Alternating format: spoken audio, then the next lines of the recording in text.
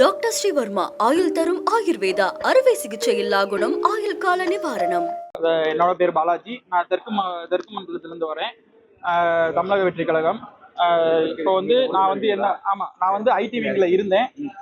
அதாவது அதிகபட்சமாக காசு கேட்டனால எனக்கு பொறுப்பு வேணாம்னு சொல்லி நான் விலகிட்டேன். என்னோட மனைவி ஷர்மிளா பாலாஜி, அவங்கள வந்து தெற்கு மாவட்ட மகளிர் அணி அமைப்பாளராக நாங்கள் 2 பேர் பயணித்தோம். அவங்க வந்து தெற்கு மாவட்ட மகளிர் அணி அமைப்பாளராக வந்து சேர்ந்தாங்க. அதுக்கப்புறமேட்டு அவங்களுக்கான ப்ரூஃப் எல்லாமே இருக்குது. அதாவது நாங்கள் சேர்ந்து ஃபங்க்ஷன் பண்ணோம்.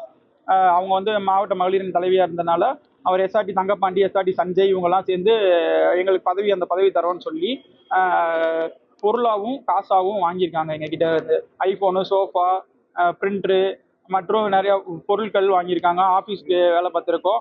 அதே மாதிரி மாநாட்டுக்கு செலவு பண்ணியிருக்கோம். மதுரையில் நடந்த 2ஆம் மாநாட்டுக்கு வந்து நாங்கள் வந்து செலவு பண்ணியிருக்கோம். 2 லட்ச ரூபாய்க்கு மேலே செலவு பண்ணியிருக்கோம். அதுக்கான ப்ரூஃப் எல்லாமே எங்ககிட்ட இருக்குது.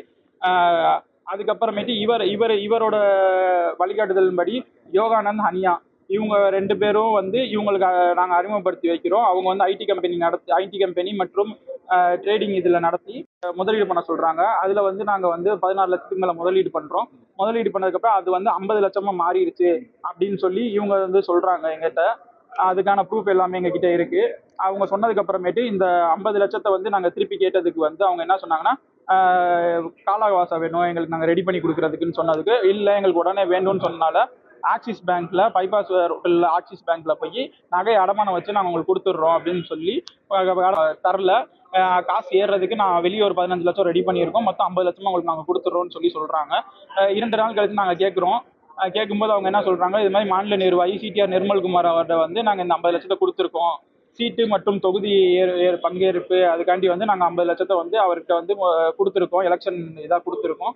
அது வந்ததுக்கு வரைக்கும் கொஞ்சம் வெயிட் பண்ணுங்கள். நம்ம அதுக்குள்ளேயும் 1 மாதம் எலெக்ஷன் முடிஞ்சோடனே நம்ம வந்து அதை வந்து 1 கோடி ரூபாயை உங்களுக்கு திருப்பி கொடுக்குறோம். 1 கோடி ரூபாயை திருப்பி கொடுக்குறோம்.